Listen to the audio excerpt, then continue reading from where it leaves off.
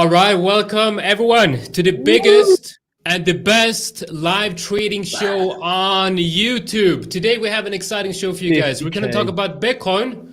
We're going to talk about crypto. We're going to talk about the CPI news that's coming out in 30 minutes. And with me today, I got two of my most favorite people. And first of all, we're going to start with the man that needs no introduction. This guy, he loves gold. He lives on the lower time frames and he smashes that market buy button ruthlessly. His name is Alex. How we doing? Oh my God, dude. The Bulls versus the Bears. That's it. But last but not least, we got the market veteran. This guy has been in the market for over 25 years. Deep inside the institutional trenches of the banks. Making the markets, hunting for that stop loss. And he's here to give us his views on the upcoming inflation numbers and Bitcoin. How we doing, Dirk? Welcome back. Great. I'm super happy to have you. Thank you. What an introduction, man. Thank you so much. Liven up the room. I can't believe it. This is a fantastic day. What a day. No? It is. 50K. 50K for Bitcoin. We're semi-rich. We're pre-rich. Pre-retirement. Retirement rich on the paper. It's definitely going that way. Let's just keep pumping up the price. So everybody here, just pump up the price of Bitcoin for us, and we will this is one of those. I want to share my screen here. Bitcoin is like the only crypto that we can say, buy Bitcoin. Let's pump the price. So please buy Bitcoin. No, it's not financial advice. It's not financial advice. But it is financial advice. It is. It is. But I'm not a financial advisor. So if you're taking financial advice from me, that's on you. Financial advice, going off the disclaimer that we put on the front. However, it's good financial advice though. Like Bitcoin is good. Bitcoin is probably good at the investment. Look at this chart. It's the chart is off the chart. It's insane. Chart. Yeah, I mean, if you guys have been following us for a while, you know that me and Alex, we talked about Bitcoin here, and he's like, you know what? Let's buy at 30. And I'm like, it's 30 looks like a beautiful level. It's probably gonna hit that level. But I also said Bitcoin likes to surprise us. Bitcoin just likes to leave everyone behind. And boom, we're at 49,905. Let's see if we can find an exchange with 50. Gone down, huh? Man. Well, what about Coinbase? Because they always have weird numbers. Let's go to Coinbase. I don't know, man. Below 50. So if you all could do me a favor and just go into your favorite exchange, just buy spot Bitcoin, not any of those ETFs, just straight up spot. So what are we thinking here, Dirk, about Bitcoin, and more importantly, with the news? Give us your outlook of what you're thinking. What's quite exciting stuff. I mean, it's for me. It's maybe you can share my screen quickly here, Jonathan. For me, it's quite hard to contain myself at the moment. I was sitting here, especially Saturday evening, when we started smashing through 48 and then 49,000 US dollars. I thought, like, this is actually amazing. I mean, we are on a weekend, no institutional demand is there out there, and we are going up, and we went up with quite a lot of dynamic. It's not like, like a little bit tick up, tick down, like you would normally expect in an environment that's supposed to be a little bit of low liquidity. No, we did it with a lot of dynamic. And I remember when I was last on the show, which was like, I think 2 weeks ago, if I'm not mistaken, 2 or 3 weeks ago, I was still discussing actually two scenarios. One of the scenarios being that we go down to this bull market support bands here, so the red and yellow line. But Bitcoin did something, and the other scenario was the one I marked here that I said, well, we went down already 21.5%, and this is very much in line with the drawdown we saw the last 3 times in this bull market that has been forming since the beginning of 2023. And this is what Bitcoin exactly did. It went down, almost touched, and then said something like, oh, just kidding, I'm going up again. And Another thing that surprises me very much at the moment. So on the weekend, I was looking at leveraged liquidation, because I kind of expected, with a candle like this, we should see a lot of short liquidations. And of course, there were short liquidations, but as of Saturday evening, I saw for the last 24 hours, I think something like 100 million, slightly over 100 million, which as a number, of course, sounds very high. But in the grand scheme of things, it's not a lot.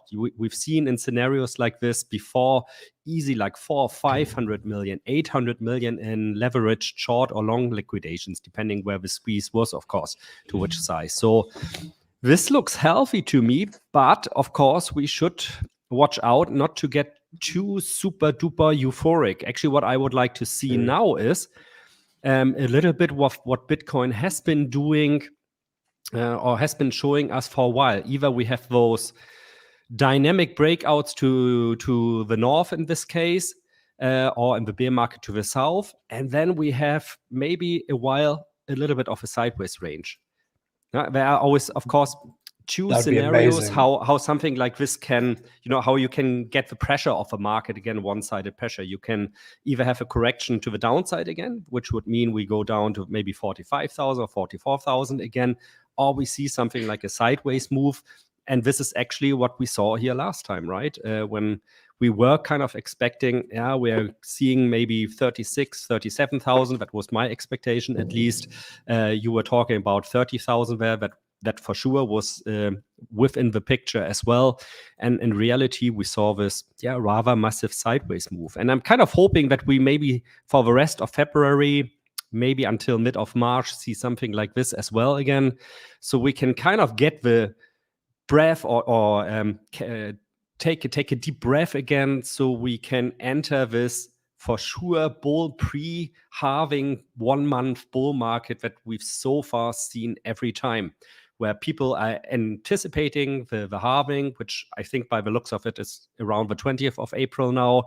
And they keep buying Bitcoin. And then with the halving, normally we enter a little bit of a mini bear market again, or sideways markets. So it's exciting. Very hard, of course, to not be euphoric. However, don't just, I don't want to be the party pooper here, obviously, but don't just blindly jump into the market now with 100 leverage or something like this. Please don't do that.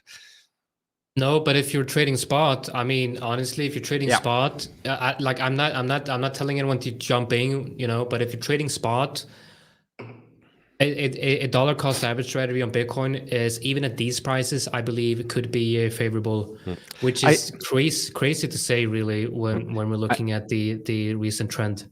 I saw somebody tweeting something very interesting. I have to look it up later again, maybe today, saying something like, to him, it looks a bit like we are going to have the cycle top a little bit earlier than we are used to this time, meaning like in 2024, we could already see a new all-time high.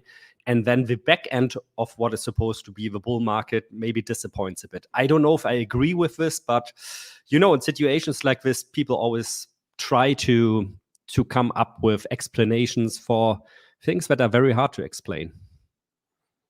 Yeah, but I think it kind of makes sense to see momentum become slower and slower with every market cycle.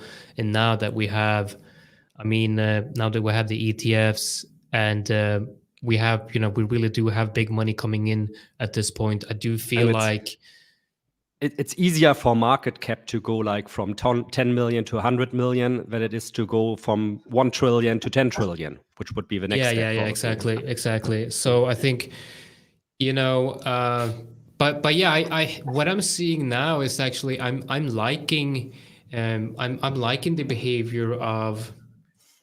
Let me switch over here. So I'm actually liking the behavior of this move. It seems, in Bitcoin terms, relatively speaking, it looks quite controlled, and I like what I'm seeing. It's nothing like, we're talking about Bitcoin here. So Bitcoin, we're used to Bitcoin doing crazy things, and in relationship to the other insane moves that we had, and I'm talking mainly, on 2017 and then 2021, like this one after COVID. if you compare this slow and steady accumulation and buildup, which I would say here that the accumulation phase is actually part of the trend, which makes me think that we had like accumulation here and reaccumulation here prior to continuation. And it's nothing like this insane move that we had right there. So I think, I do think that the current move that we're seeing feels controlled. It feels like it's not just gonna hit that top and then completely reverse out of nowhere. I do, however, think that the halving will be a sell the news event, most likely. Now, I haven't looked at the statistics on prior halving, but there's usually as I believe correctly, if I'm correct, there's usually a run up. Like I said, a run up mini bull market a month or so before the halving, and then at the halving that would be a sell the news event, because a lot of people think they're all right. So maybe we should ask. No, that's not even a question. No, yeah, there wasn't a question. What I wanted to, sorry, Jonathan, because you were finishing. No, go ahead, man. Go ahead. No, so I wanted to ask Dirk, what do you reckon the correlation between when Bitcoin is consolidating in an uptrend to altcoins starting to show some strength?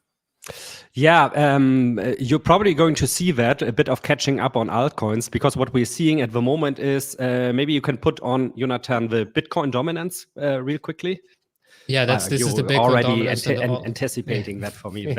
Very good, thank you so much. So what we're seeing at the moment is Bitcoin kind of soaking up the market liquidity. People that invest in crypto Bitcoin, are looking for more of a safe bet. The Bitcoin, the blue line one here, and the orange one is altcoins. Exactly, yeah. And when we're consolidating to a little bit in a sideways market, we're going to see a little bit of catching up again on altcoins. So the correlation is going closer together again in that case. However, for me, very difficult to say when is this going to happen, because just looking at the fundamentals at the moment, we are in the phase where you expect Bitcoin dominance to still go higher. The altcoin season comes later, whatever the altcoin season is going to be, because I'm going to miss it again because I hardly invest in altcoins. So that I won't really care about this. But if you are somebody who wants to invest in altcoins, I'm not saying Alex is just going to say buy sell Bitcoin so versus Ethereum at the moment, but it could. At the moment, I don't think short Bitcoin is a good trade anyway, because the volatility most of the time is going to be the upside. So that's also why I said last time, when I said I expect something like 36, 37, 38, I've order placed at 40,000, 38 and 37,000. I didn't say I go short until then. No, I have my long orders placed there. Sadly, only the 40K one got executed. Nonetheless, one of the best swing trades I had so far this year. Nice. We can, there's clearly there's clear strength in the altcoin market, and I'm sure we can find a lot of altcoins here that are kind of getting ready for that move higher. And if you're looking at altcoin versus USD, so USDT, some of these are going to follow Bitcoin to the upside. But really, what I believe is where they really start to shine is where, when Bitcoin, when Bitcoin enters either a, consolidation area like we had right here, or when kind of Bitcoin starts pulling back. And I remember in 2017, we traded a lot of altcoins versus Bitcoin. We don't really do that as much today, but it's an interesting instrument when Bitcoin is starting to retrace in a bull market. You can look at going long altcoins versus Bitcoin, and that's actually an interesting strategy because I remember in 2017, I don't think we had USDT back then, did we? In 2017? Yeah. Did we have USDT? No, so that was created by Bitfinex, so I think it was around then. It must have been around them, because I still remember it was like a big issue back then, the discussion about on and off ramps, so to say. Yeah, because I remember we only traded altcoins versus Bitcoin back then, so we could look at like Ethereum versus Bitcoin, right? And this chart looks way different, right? Way different. And here, this looks like, it's interesting because you can look at the up moves on Bitcoin, and if there's like relative weakness in the altcoin market and Bitcoin starts moving higher, you can play around with the altcoin BTC pairs a lot. So I think that's something that, if you're trading altcoins actively, you should look at the Bitcoin pairs as well. Could we find some interesting trades there? So we have CPI inflation numbers coming out in about 10 minutes. 15, 14 minutes or so. Be interesting to see what happens on Bitcoin. But I think anything that's going to happen is going to be very short term to wash out the different players that are on the low time frames. I don't think it's going to really affect any kind of macro price action. I think we could be in for a surprise actually this time. I think what we are seeing in terms of forecast by the official forecast, which is at 2.9%, I think it's a bit too high. I wouldn't be surprised if we see something like 2.5 or 2.6% this time. From all what I've at least found out by my own research when I go into the statistics there, I think it's too high, and it kind of fits also. And maybe that's the information bias I have. It fits very well into my own positioning at the moment, because I just went massively long in euro dollar with an option position. Can you show my chart real quick again, Jonathan? So based on this one, because we came into this area here of too much fears, if you want to say, in the market in terms of euro dollar. It's not really fear, of course. And usually what we see, if that area where the market tends to overextend a little bit to the downside, or here in this case to the upside, it was and a coincidence with those zones where we have quite a massive support in this case, that we see a move to the upside again. I played this with an option position. So today, a better than expected inflation reading, which would of course lead to euro dollar going to the north side, because it would be a risk on event. S&P 500 stocks going up, Bitcoin for sure going up, euro dollar going up. That would very well fit into the narrative. As I said, I have to be a little bit careful. Maybe I'm a bit biased here, information-wise. I try not to be, but of course it's not possible to be completely unbiased. So this is kind of my trade now for the upcoming 1 to 3 months in euro dollar, that I'm the direction I want to trade. And yeah, let's see also once we release, if we see some price action here at the average true range, maybe to the north here. So what I would like to see is maybe a breakout over this average true range, which currently sits at 108.21 in euro dollar. And then I for sure would place another limit long here at the average true range. And this could very well be the case today if we see the number better than expected. For sure. We'll find out in 11 minutes if I just made a fool out of myself. We'll soon see. Pound has been pushing up, all day, really, all morning. I was with Jordan from Traderlicious this morning, and everybody was... we were just shocked how much, pound was pushing up. We got some good trades on there this morning. We'll see what happens with the news. See if we get any potential trades, and then we can start trading. But really, what I want to see is what effect that actually happens on crypto.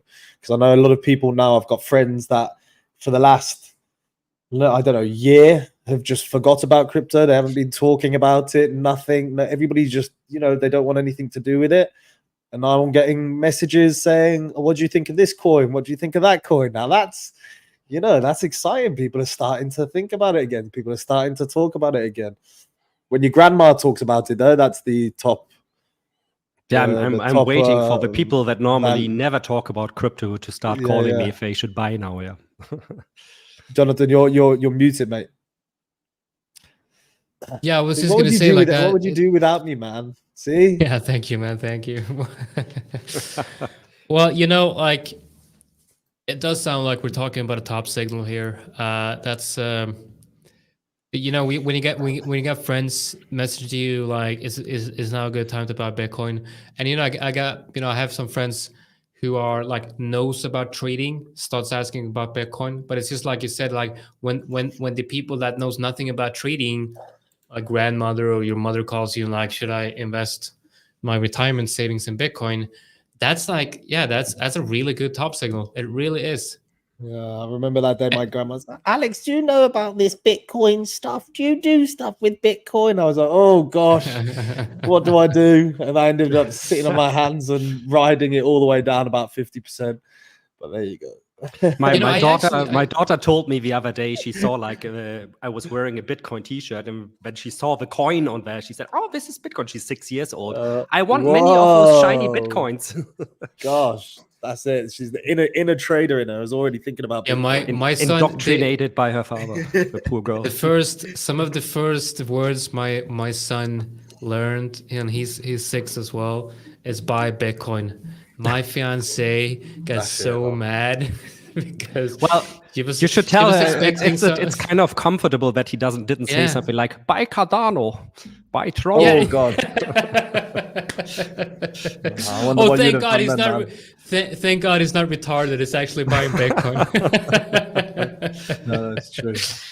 Oh my God. Oh shit. All right. So actually, you know what? I kind of like, you know, Euro USD here.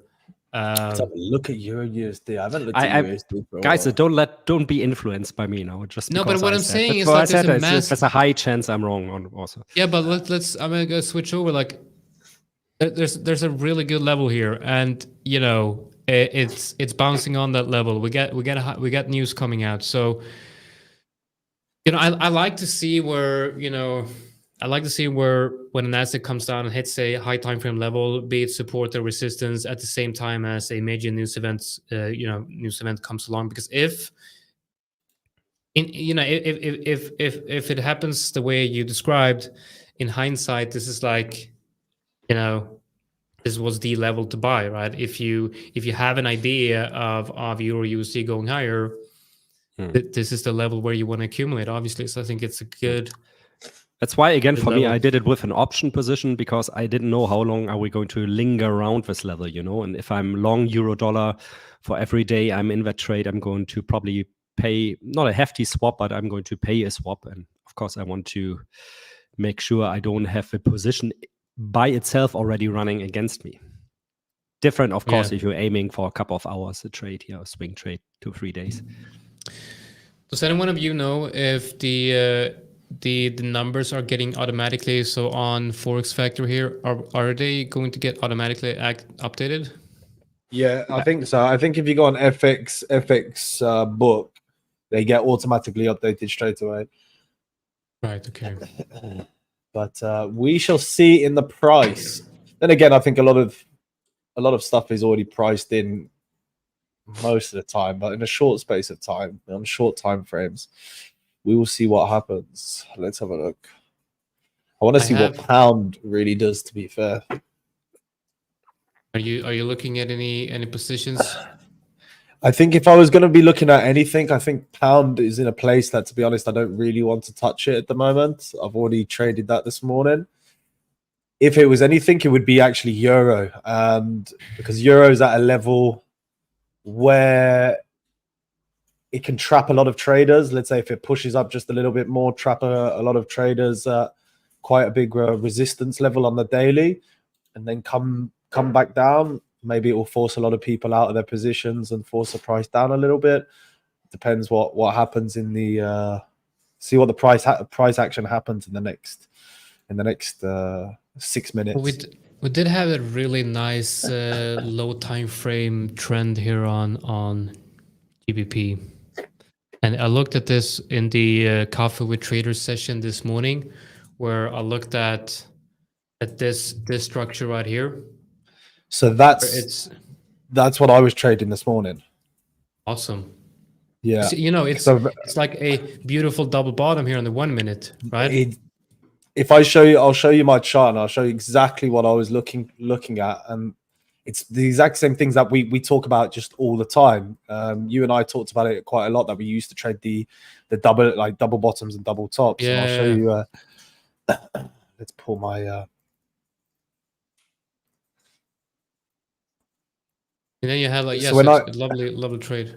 Yeah, so when I came into the office and I saw this price action, I was on a 5-minute, I was looking at it, and I saw, oh God, MT5 killing me.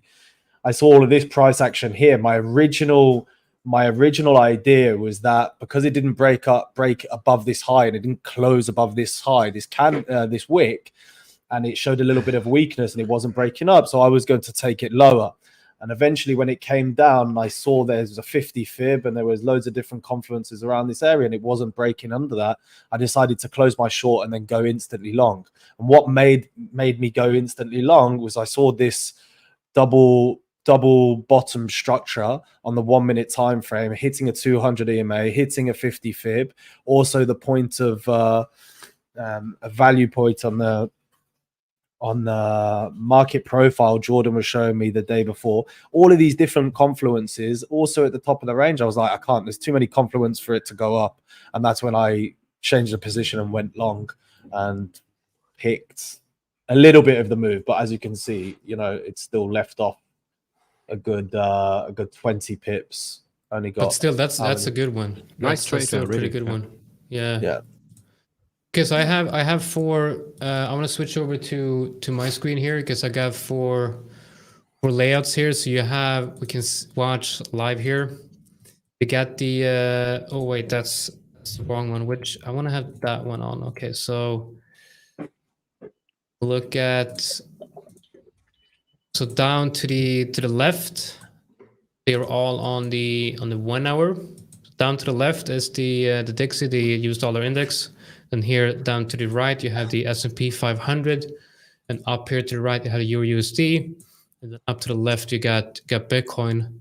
So it's going to be interesting to see what happens here. Now, if Dirk's idea is correct here, that we're going to see a risk on move, we should see the US dollar index go down. We should see the S&P 500 go up, and we should see Euro USD and Bitcoin go up.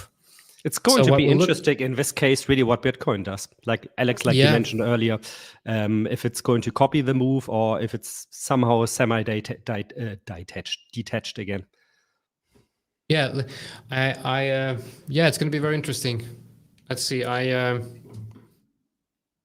traded. I almost we can see something like this. We go to USD this morning. We had the Swiss CPI. We could have something like that, right? That's a crazy candle right there. How did that come in? That I didn't look at that. That's CPI for this inflation numbers for a country that is Swiss. Wow. So so is it okay to change your bias after major news like CPI that's expected to look? You can change your bias at any time. Never, I wouldn't say marry a bias too much on the lower time frames anyway. On the bigger time frames, you have to have a little bit more depends on conviction. what your plan is, you know. But what your plan is exactly. If you're and you shouldn't have a bias. You shouldn't have a bias. I think you should have a plan. You know, like if you're, you know, you have your. If you're a technical trader, you should have that entry, TP, stop loss, and your invalidation of the idea should be your stop loss hitting. Right. That's if you're a technical trader. Now, if you're a fundamental trader, you might have an idea of a story playing out in the markets, and if something completely different happen, it just means that you have a different. Different bias. All right, let's see. It's a bit early, isn't it? It's worse than expected. 3.1%. That's a big move. Look at the S&P. Holy shit! My God, you gotta see it on MT5. I'm sorry, MT5 is just like a gnarly candle. Man, that's surprising. I didn't expect that. Down. Bitcoin is not moving. Bitcoin is not moving a lot. What is going on? Why? Bitcoin is range bound on the lower time okay, frames. pound is just All right, so the inflation is higher. who wants to get into It's a trade? It's actually higher. It's Don't higher actually than get into a trade. I get a long signal on GBP JPY. Why am I getting a long signal here? This is the stupid stuff ever. I'm not getting in on that one. Yeah, thank you for that. So that means Yeah, so let's see. Interest rate cut in March is probably also off the table. Yeah, this is not good Now for that's risk. not good. That's not good. No. Yeah, that's not good. If they don't decide to cut rates. No, But so as, you look, can as see, long as they're not raising rates, everything is fine. yeah, they're not going to that raise rate surprised me unless, really. I haven't been for a while that wrong when it comes to numbers like this. Okay. But that's why But then again, that's why we call it a surprise. Yeah. I wonder if there's Yeah, the man did not expect that. It's a big move. Okay, so why is not Bitcoin moving? We're seeing massive moves in, but like not even the 1 minute, not even the 1 minute on Bitcoin is any impressive. So is this a delayed reaction, or is this actually a sign that there's some strength in the market? Yeah, it could be just like loads of orders just getting absorbed, or let's have a look and see what's going on. Let's see how it develops. I think a lot of people were caught on the wrong side here. Yeah, I'll have a look at how's the S&P doing. We got some traders on some. We got a lot of traders on making a lot of money right now, and yeah, we've got probably the biggest loser at the moment is only around about 7K, which I'm quite surprised. I'm surprised. Right, you're looking at the actual statistics of the firm. I'm just looking. Yeah, I'm just looking at some of the traders that are actually trading this particular move right now. But look at this Bitcoin dominance jumping up again. Yeah.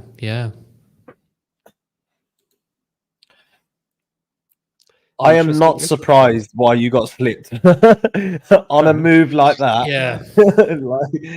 Gosh, man. This is why we do not open positions around time of major news events. Yeah. That's the worst thing you can do. Look at the spreads just double, in a situation like this. That's why in my option position euro dollar, once again I choose to sell a put with a strike of 105.50. So it means it could go all the way down until 105.50.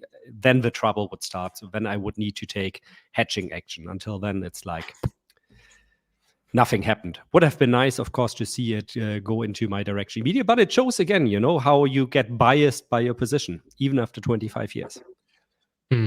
It's that the tunnel vision thing's a real pain, and it's something that comes up at any point in your trading.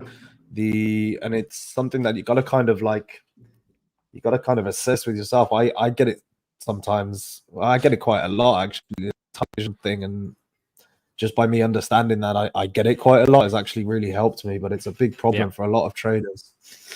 Oh, look at this one! I got a nice trade on here. Nice. Hopefully it's going to hit that TP soon. This was a trade I opened. This is 80 CAD. Opened this morning. So yeah, probably going to hit that TP, I'm thinking. And getting a bit greedy. I'm like, well, maybe, but no. Nah, get in and get out, baby. Get in and get out. Hopefully that's going to be while you can. 4-hour candle is going to close in 25 minutes, so this trade will be secured. I'm just leaving. Like I started just leaving the trades, just leaving the orders. I've been making way too many mistakes where I move stops to entry way too early. So I'm just leaving the orders in because I've tested, like I've gone back and I tested most of my previous trades, and the ones that I've managed has been smaller winners than or losers. So For this Let's system, see if- man, it's better to set and forget. What I'm thinking here is look at that wick on GJ. That's what I'm Yen is always the craziest mover. Yeah. Okay, so Bitcoin is starting to break down its low time frame range here, but testing the range lows. Now, if we look at the dollar index, we're breaking out the S&P 500 here on the 4-hour. Yeah, we at least broke the local trend. Still a very bullish structure here, but this is quite bearish price action. We look at Euro USD is testing the lows here as well. So what? That's a very bad positioning on those news events. Let's see. I mean, for Euro USD, and then we can go on and we can look at Euro USD on the the bigger time frame. It's I mean, still in quite a bit of a demand area, to be fair. So we'll see what happens with this move if it carries on a little bit. But imagine if they start imagine if they just go back to its average, go back to what it was doing. Imagine if they just even start hinting about hiking rates. They even start mentioning the word hiking rates. You don't think so? No. I mean, it's like the inflation is just one part of the equation. What was really surprising was the NFP, the last ones that came out that were showing a much stronger job market, especially also the GDP for Q4 of last year. I mean, that was totally. Is that bad? Let's say, for instance, if the job market is still strong and we're trying to curb inflation, then shouldn't we hiking rates up to actually stop that? Absolutely. I mean, that's what the Fed always has been saying for a year now. They would like to see the job market slowing down better, but as long as the growth of the economy keeps up with that, and then it's not a problem so much, and inflation goes down. Okay, now we have, what did we see here? 3.4%. Could be a little bit outlier to the north, in my opinion, in the long run. It kind of supports my opinion. I've been saying anyway, I don't see rate cuts until May of this year. And we have to keep in the back of our head also what Jerome Powell said. They said the Fed is, if there is like no super big surprise, like inflation going crazy again, the Fed is definitely going to cut 2 to 3 times the rates this year. And it's, by the way, also not necessarily a good thing always if we see rate cuts, because it means there's something wrong with the economy. The economy is probably not performing. I'm sorry about this candle. Yeah, dollar yen, right? Yeah. So if you say obviously it's not, it shows that there's obviously a economy is not doing so well, so they have to lower rates to get everybody to start putting money in other places, housing and using it and stuff like that. But for, let's say, investment purposes and risk on assets, would you say it's a good thing for people that are looking to it? In the long term, yes, but normally the reaction, like in the weeks after a rate cut, is not so great on the stock markets. But after those couple of weeks, usually you see the effect, because simply speaking, especially for institutional investors, there's no alternative. Where do they want to put their money? Usually they can choose like, I want risk on assets, I want to invest in stocks, or I'm going to buy US Treasury bonds. Well, the Treasury bonds, then, I don't know, the yield being like we had 2 years ago at 0 or even negative. What I'm going to do, I'm going to buy stocks then, obviously. That's why you see so much money flooding in there. But those are more mid to long-term effects. So I'm nosy now, end of March, what the reaction of the Fed is going to be. We're not going to see a rate hike. I think that's out of the question. For that, we would need to see inflation like at 4 or 5% again. They have to be really careful what words they're choosing. I don't want to be Jerome Powell, really. No, I mean, if that's what I'm saying. Like, I'm not saying they will. Well, I don't know. It's like everybody either hates you or loves you, and most people don't like him. Well, he get paid to get haters, so he's probably making a lot of money. Not really. I don't think that position is like so super well paid. Like no, you would expect. You don't think so? I don't think. Chairman of the Fed, isn't he? We should research. Do you reckon he's allowed to trade on the stock market though? No. What He's about he's probably prohibited from doing stuff like that. Who knows? Maybe he invests also in the Nancy Pelosi funds for poor politicians. Yeah, guys, Bitcoin is getting bought up here back into the low time frame range. I'm thinking like we obviously have a big gap here. To me, one of the most obvious trades right here is from this area down to this area. But Bitcoin is actually getting bought up here, which this is very surprising because, again, I mean, if you look at the other markets, the S&P 500 is not really getting bought up. Euro USD is still at the same levels, and the dollar currency index is moving higher. Bitcoin should not be getting bought up here. I think that's weird. I don't really but get it also that a lot of people are seeing it breaking down, jumping into their shorts. Price goes back into that small little range. Again, it's a lot of people look for those little trades. It's a shame that we don't see how many people are offside in that candle, in that wick right there. We could see how many people are offside in that wick and how many people are offside. That was a trade that I would always take on if I had like TPO charts and footprint charts. That's all of that should be available to get on chain though. So somebody just posted Rome's Paul's salary is about $190,000 per year. So thanks for researching that. And I wouldn't do that job for that. He probably has a bunker and a printer at home. Man.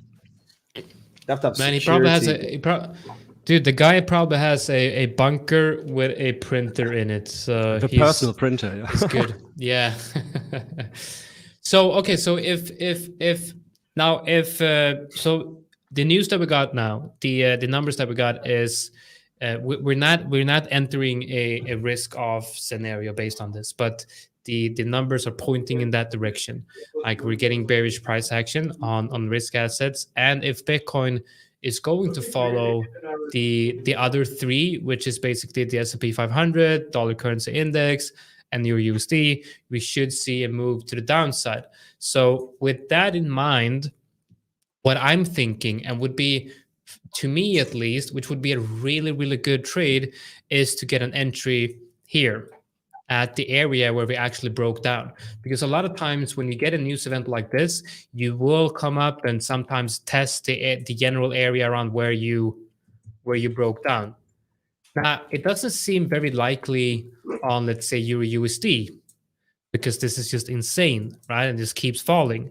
But for Bitcoin, we're still quite close. So there might be an opportunity here. Now, if you don't get that, we can look at a break and retest of this level. Okay, so we have that level right now. We're testing that level, and we might look at. So the ideas that I'm watching is either an entry up here for a trade down here, or an entry here, same target, but a much lower risk to reward and a wider stop loss. So currently for Bitcoin, that's what I'm watching. And I've actually never traded Bitcoin on. So this is the 5ers 5K valuation account, which I don't know if you guys remember the trade I took yesterday on. I took a trade on USD CHF. So check this out. It's I made a very bad mistake on this one. So here, yesterday, I think you guys remembered, I wanted to get in here, okay? But I missed that entry. But I actually forgot to remove the orders. So when you know, the idea was to enter here, stop loss here, and TP here, okay? And I said, like, when TP gets hit here, there's no trade here. But what I did was I went up, I had dinner, I'm like, wait a minute, I forgot about the trade. I went down and I'm trading down here. And at that point, I'm like, you know what? Let's just keep it open. What if it bounces here? So that was the first trade that I took here with this new idea that I'm going to be, developing something here live. So a mistake here, but the next one might be Bitcoin here. But I haven't actually traded Bitcoin on this account yet. I don't think So- you're going to get much. I don't think you'll get much size on it. In all fairness, the reason being, I think, because there's lowered leverage on Bitcoin. So, on a Okay. 5K account, you should have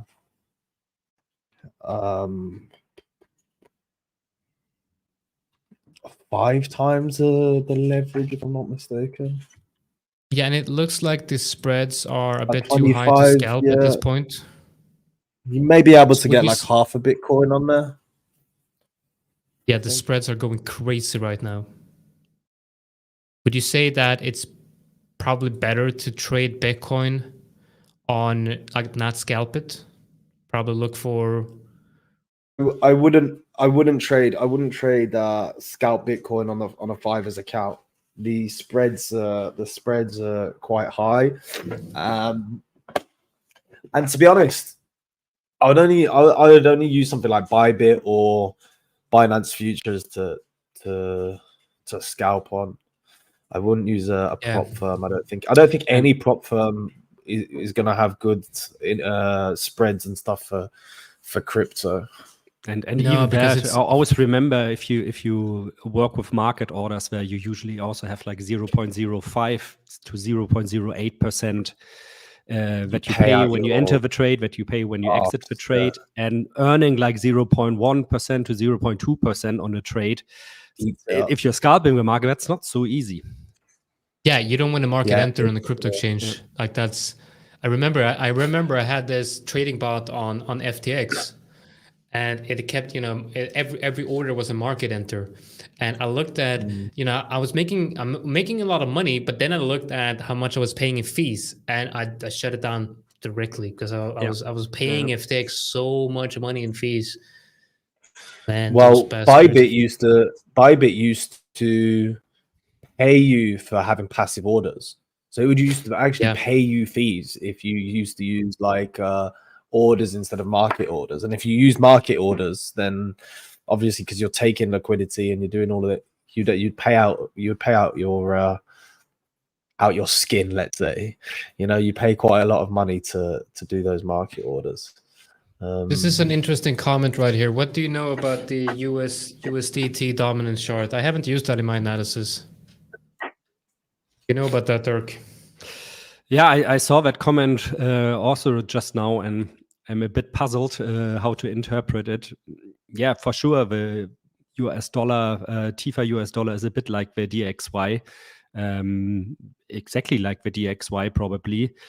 But I don't know how it's supposed to be the only secret to understand the Bitcoin chart. So maybe you could elaborate a little bit on that. Yeah, that would be good. That'd be interesting. What's a market cap dominance on USDT? I'm sitting here and I'm talking with a muted mic again. So let's There's nothing really to trade at the moment, really, is there? Unless you were like took a risky short. I still have risky my long. short euro dollar open that I entered at 107.32. So. Oh, nice. Okay, so I gotta open a new one, I think. Let's see. Just open a new one. I just put it onto Dirk's chart. That 5-minute candle is absolutely gnarly when you look at it like that. Yeah. Gold is going crazy. Oh, getting smashed. Oh, let's take a look at gold. Wow. God, That's man. a really huge move, actually. And Whoa. gold also recently has been so volatile. How many points? How many points is that on gold? That's a percent move. Yeah, 1.2%. 1.2%. 1.25. That's crazy. Wow, the US has such an effect.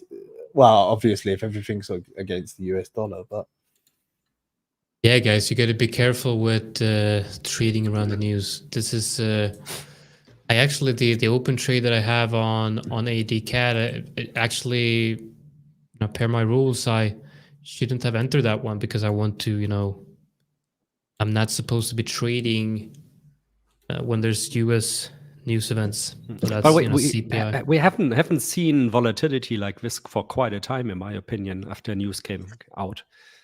No, it's been a while. Do you think it's a bit of an overextension to like an over-exaggeration to the news? I don't know. Honestly, really honest answer. I really don't know.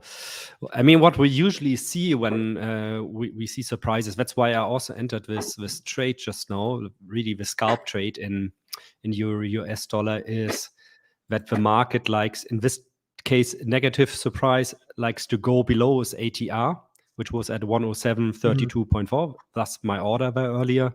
Then goes up again and then continues to move. And this can extend for like a day or two. However, I wouldn't bet my ass on it, honestly speaking. I also totally wouldn't surprise me if we see later on buying again, especially in the S&P 500, especially also in Bitcoin, because people are kind of looking for entries. I think a lot of people have missed on the bull market we've seen in stocks and Bitcoin, and maybe are taking prices like this now to enter the markets. In the grand scheme, I think it's not a large move, no. Also, if I look here in euro dollar on the daily, not that big of a move. Yeah. Bitcoin is holding the range very well. Yeah. This is great. Good news. Actually, it's going up. Wow, again. wow. It's almost at 50K again. Yeah. See, that's the thing. If you look it's all of those, this. you look. What? Yeah. Yeah, that's insane. So it never actually broke the wicks, the lower prices of any of those previous candles, and that's what thinking about how many people saw that massive candle, saw the bad news, and just shorted. Now all of those people have got to close out and probably high leveraged positions. It would be actually interesting to see what the funding rate on Binance and things like that is. Yeah. And somehow it's always around this time, I have a feeling, like around 3 p.m. CET, that we see the buying action starting in Bitcoin. I don't know if it's something to do maybe with that the ETF spot trades are done then or whatever. Same yesterday at 3 p.m. it started. The parabolic moved until 50K from under 48K. Yeah, I'm still interested in a short. In Bitcoin? Actually, yeah. You're the brave one, huh? Yeah, but I like, it makes no sense for Bitcoin to reclaim. And that's what it wants you to levels. think. That's what it wants you to think. That's the type of asset we're trading. it gets into your mind. It doesn't want to... Okay, so I'm expecting the S&P 500 to find support here. Okay, so we're hitting that because this is the area where we broke out. So we're hitting that support on the S&P 500. We broke So funding out. rates are negative across the board on exchanges. Okay.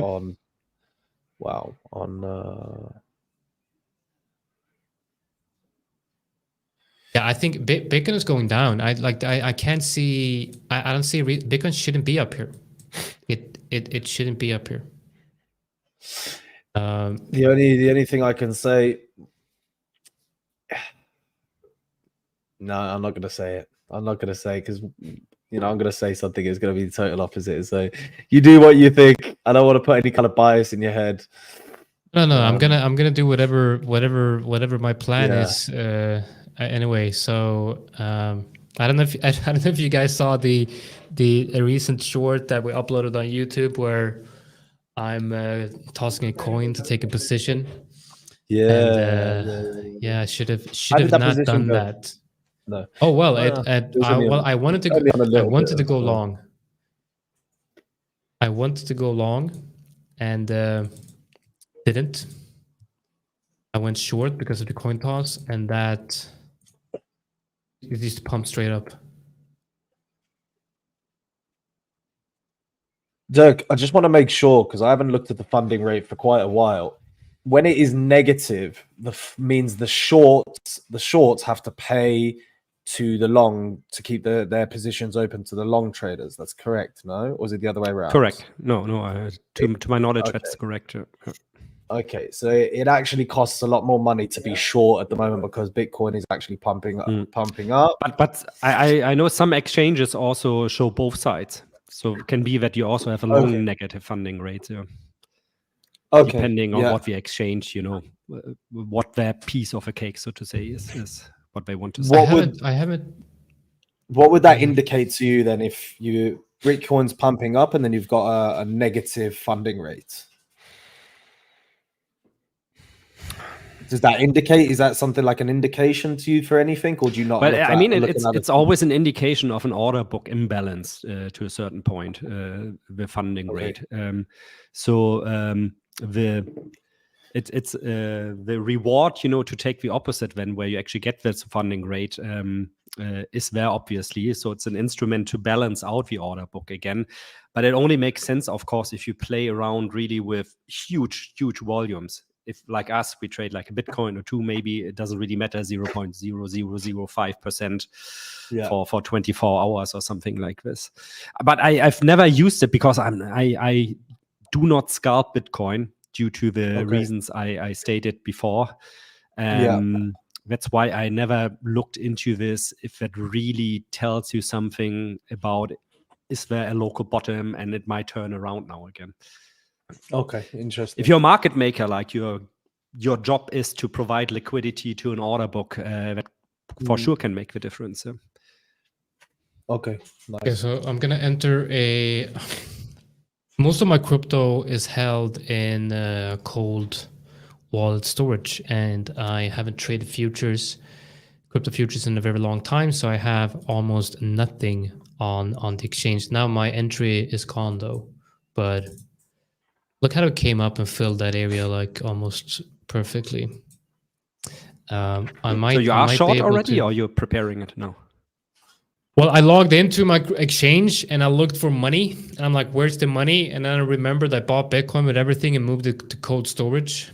Oh, so that I was have a good about choice. Yeah, but I have about $60. Not trade it.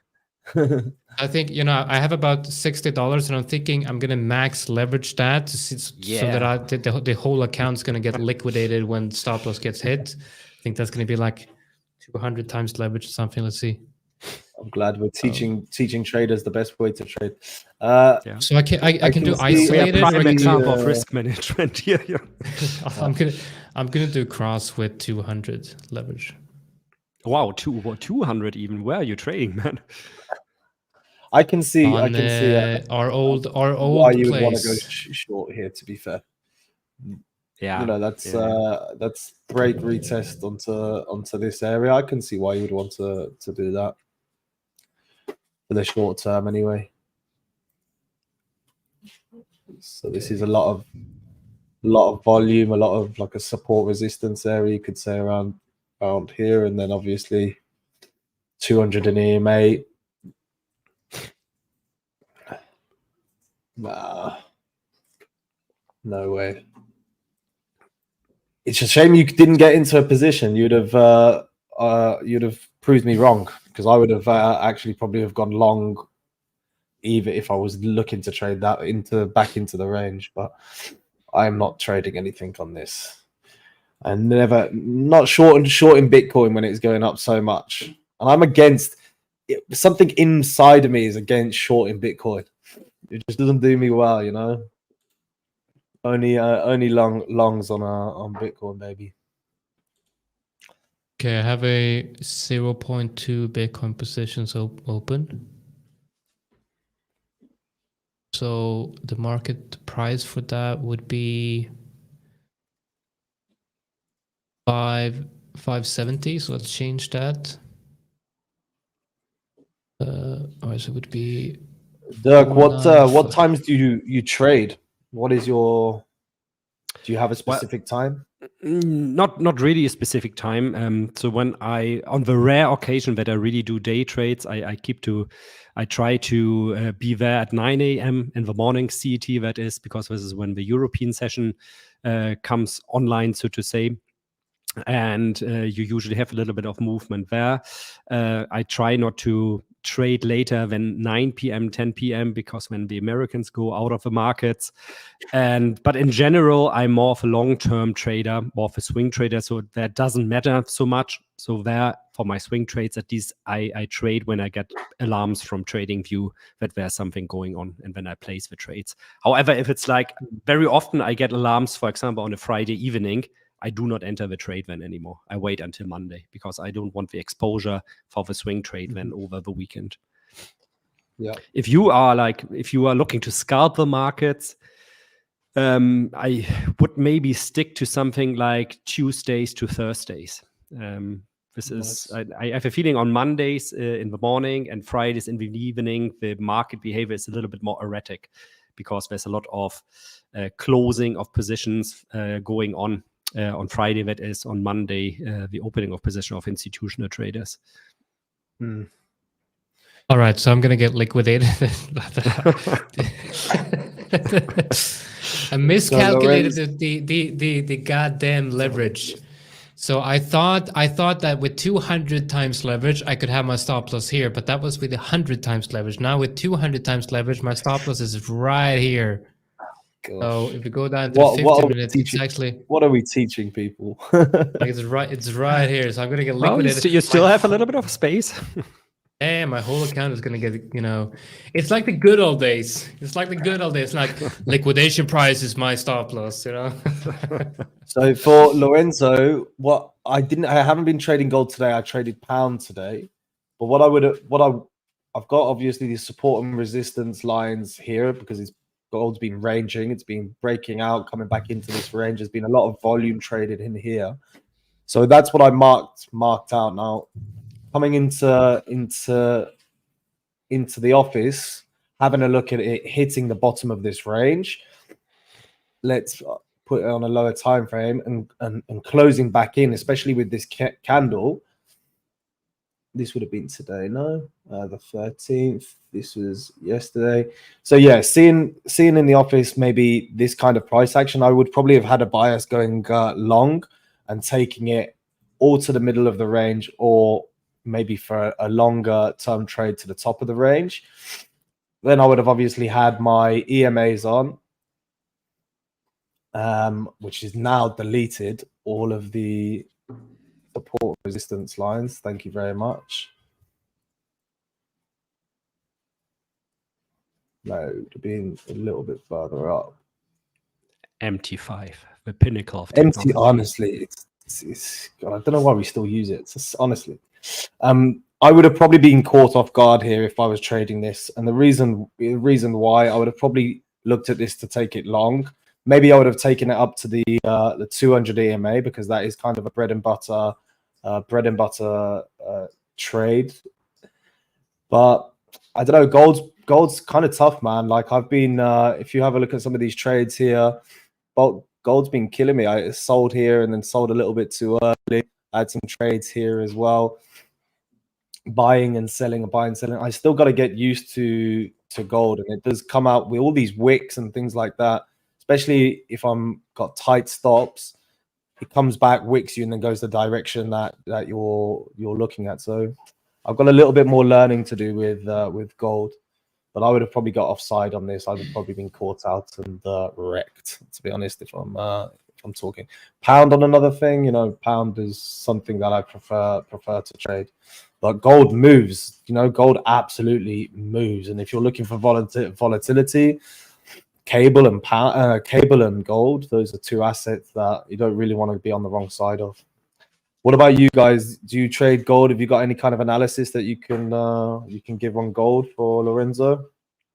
I hate trading gold almost as Me much too, as man. I hate trading That's oil. why I said at the beginning, you're the gold man. Yeah, you're the gold man here. Gold man. Yeah.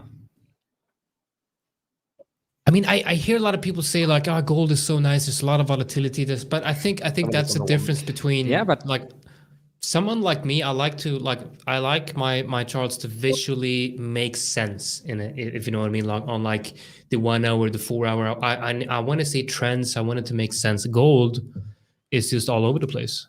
Yeah, but exactly. Yeah, you have like trading with range, and then suddenly you have those outbursts of volatility, either to the upside or downside. It's crazy. Like you said earlier, Alex, very high probability for me at least that I get stopped out on a wick.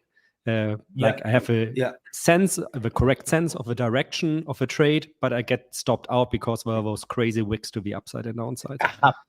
Happened to me all of last week. All of this was me getting stopped out, trying to take it long.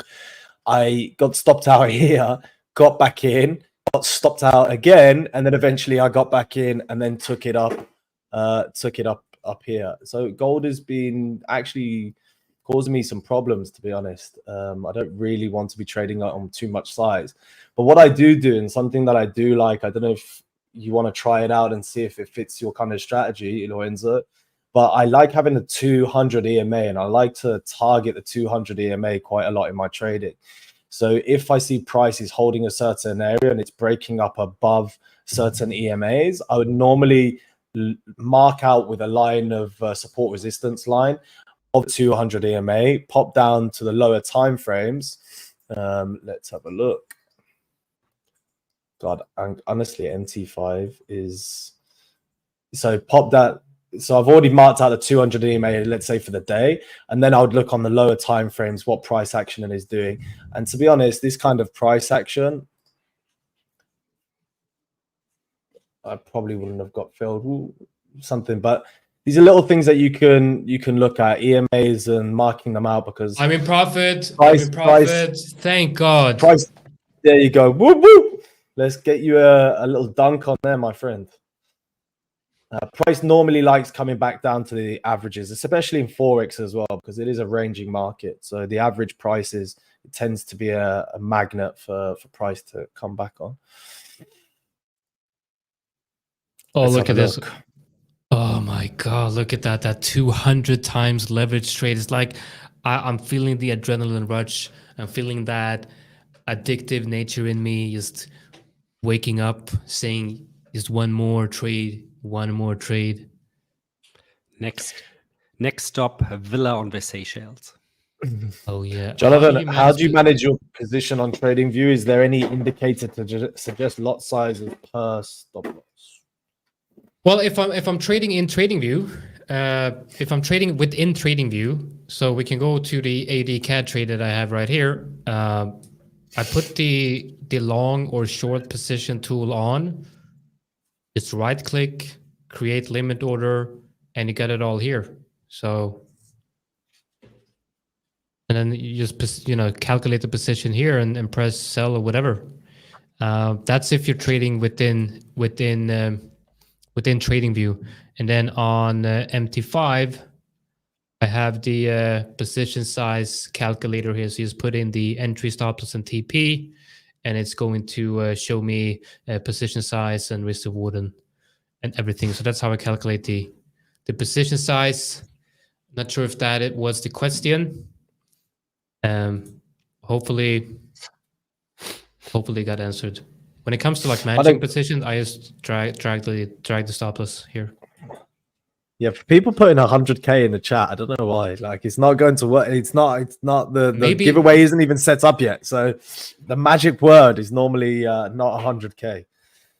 So we'll be doing the giveaway very soon. Do you guys want like a little bit of a break? We'll just do a 10-minute break. Yeah, I was just gonna say that we could take like. How about you, Dirk? How you feeling? Yeah, my coffee is empty. I need a refill. Yo, wow, coffee to the moon. Have you drunken that just in this session? Yeah, I just drank this session. Yo. Yeah. Well, I got this one. I'm kidding. I'm not going to refill it now. Otherwise, I'm going to die of a heart attack here. Oh gosh, okay. That's a lot of coffee. Okay, we're gonna have a 10-minute break, guys, and we'll see you soon. Perfect. See you soon.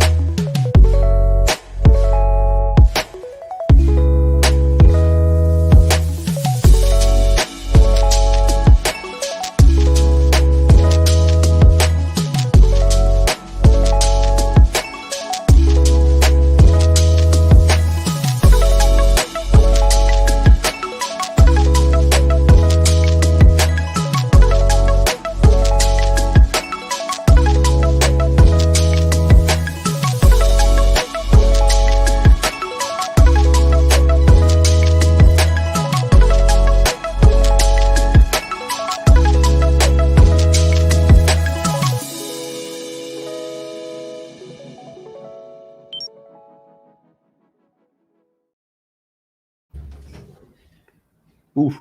John, look, I can't believe it. He's not here. He's not here. How dare I he? think he might be celebrating his winnings. So.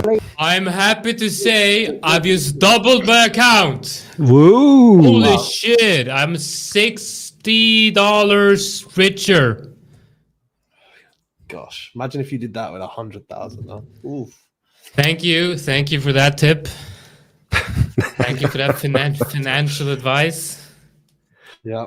Yeah, I actually, got into one lot, a small position on Euro while everybody was gone.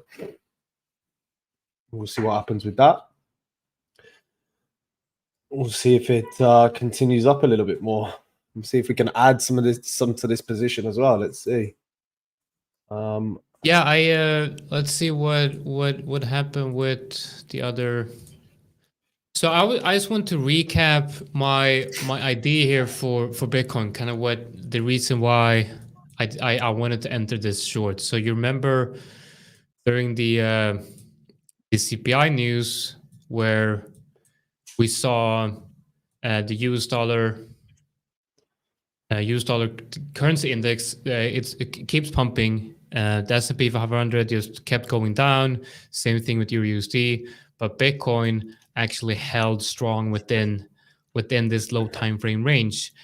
And Bitcoin is a risk asset, just like any other risk asset. So when you see the dollar currency index move higher, the S&P 500 move down, and the Euro USD move down, Bitcoin should be moving down. Like most of the time, that's what we see, at least on an intraday basis. And sometimes you'll see Bitcoin be lagging, right?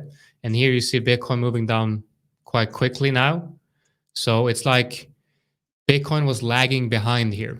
We saw all of the moves in the other markets, but Bitcoin was a bit behind. So I think when you have these three good indicators of risk, and Bitcoin is lagging, I think it's just a matter of time for it to kind of catch up. And here we saw that, where I talked about the obvious trade is from this level to that level to kind of fill that gap. So we have a trade going from I'm up 350%. Wow. Crypto We've got to put a dunk on futures that. trading is insane. One thing that I wanted to ask, and people have been looking into you a little bit, Dirk, is a little bit about your background in your portfolio management and things like that. Could you tell us a little bit about the stuff that you used to do and how that kind of has transferred into your personal trading? Sure, yeah. Thank you. I think it was Rosie, the name here just now, who made the comment. So thank you for that one. I come from the institutional sphere. So before I, let's say, transcended to trading only my own portfolio, the last stage or one of the last stages in my life was that I was working for a family office where our client, our principal, he was the world's largest individual client when it comes to currency options. So we had an option portfolio. I think the highest was about 2.8 billion euro. And of course, when you manage an option portfolio like this, you do it a little bit different than maybe actually not that much different from managing an individual position. So you look more at correlations and stuff like this. But one thing I learned from this, for me, the most important takeaway was people that are so insanely rich, they are not that different from us. So they also fall for the same traps that we traders fall. Emotional bias, maybe that's actually larger on them even, because if you are so rich, you're kind of used to being right when everybody else is wrong. So you have a very strong opinion. That was one of my really grinding daily tasks, to convince that client sometimes, hey, overthink your position, maybe it's not right, go a little bit more easy, we should do something in the opposite direction. So I would spend my day much more in terms of managing risk and kind of managing that portfolio that I do obviously with my own portfolio. At a smaller scale, it's the same that I do with my own portfolio, but not to a certain extent like I, for example, or like we would do with that client, because there are other things also that come into action where you sometimes have a currency hangover. Let's say you suddenly have like 50 million euro just lying around somewhere. So what you don't just want to keep that somewhere at the bank, you want it to work. So you would maybe do a deal with a bank saying like, okay, you know what? I don't really care if I have that money in euro or if I have that money, let's say, in pound sterling. So we are going to do an artificial option, so-called currency or yield on this, where I get a little bit of interest rate. But if the exchange rate changes until a certain threshold, instead of euro, I would get the pounds back. So do like, I don't know what the English term for that is, your maturity management. I think it would be something like this, where you make sure at a certain time that you have a certain currency onto your account and so on and so forth, especially if you have worldwide currency flows, because that guy, he was investing in real estate. That's where he made his money with. So if you are worldwide invested in real estate or whatever, you always need like certain currencies at a certain time in a certain at a certain bank account at a certain bank.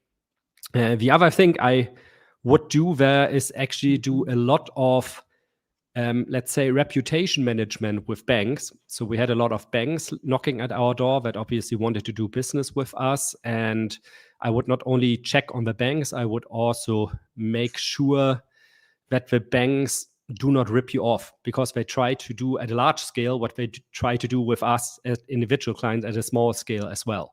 And that often would result in me, having to go out with somebody in the evening that we get a better price in the morning.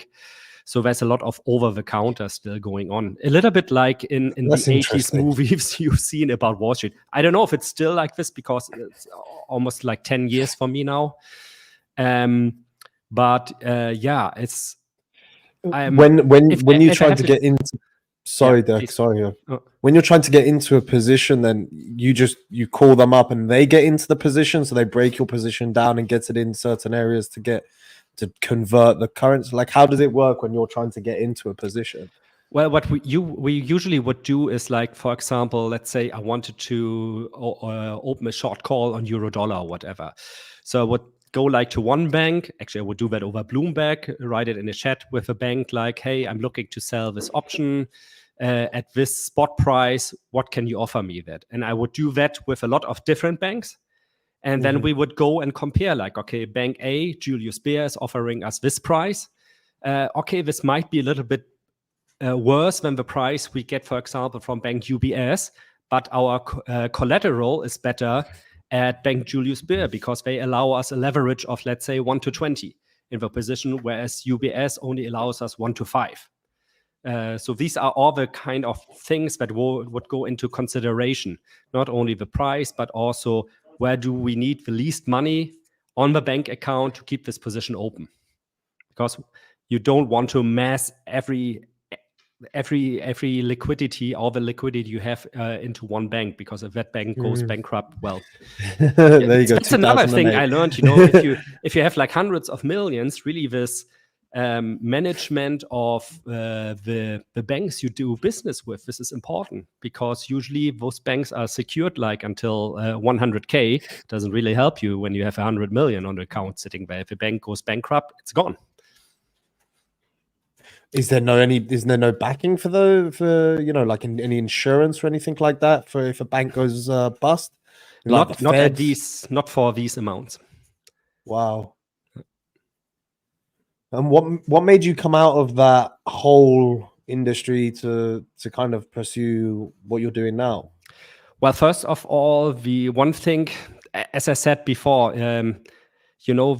this guy, for example, that was the principal, he was just like us. So sometimes I would have my own book that I trade for him. And sometimes on some years, it was like I would go to him by the end of the year, say like, hey, I earned $2 million for you. How about we discuss about a bonus now? So in my head, I was like expecting, hey, maybe you get like 300,000, 400,000, 500,000 bonus. And then I would hear something like, oh yeah, but on total, we lost money, because at the same time, he lost like 30 million with his own trades. And he liked to socialize the the losses, but privatize the winnings. So that was one reason for me. I got upset with that. Nonetheless, there's a lot of stuff I have to thank this gentleman too. So I don't want to badmouth him, obviously, here. The other thing really for me was I was sick and tired of earning money for other people. When I knew I have a skill set of doing that for myself, I just need to make the step in actually doing so. And starting to do that for my own account, which was a whole different story in itself again, because once you start that and you're challenged with that, okay, I should earn some money now so I can, buy food for my family. If I don't earn money, I'm like running behind it a little bit. This is another thing in your head that you need to get the hang of and that you need to deal with on a psychological level. So once I started just trading my own portfolio, I actually spent a lot of time in kind of sitting down, thinking about myself, thinking about behavior, thinking about how do I behave when a trade goes wrong? How do I behave when a trade goes right? This is actually where I started writing a trading journal, for example, as well, which has personally helped me tremendously to reflect upon my own behavior, upon my own trading behavior, I mean.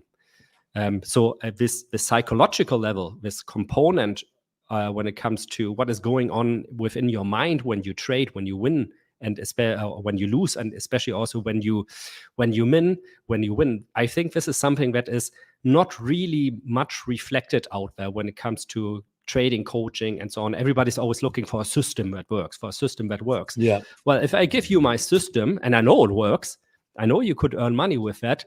I bet you $100 that you're going to lose money with it, because you don't know how to deal with it on a psychological level.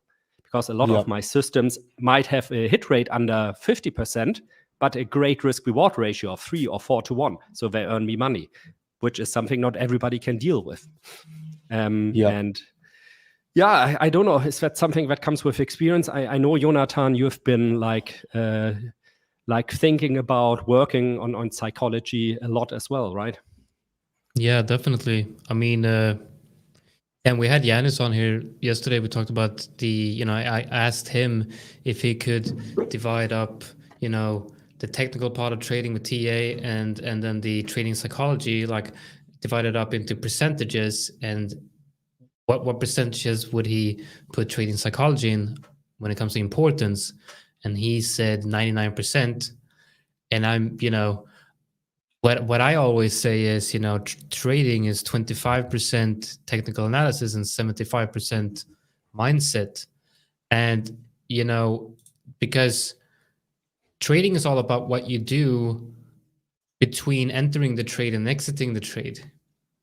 Like the less stupid mistakes you do between entry and exit, the more profitable you're going to be. Because everyone, like, if you know the basis of technical analysis, you can watch a downtrend and say, well, this trend's going down.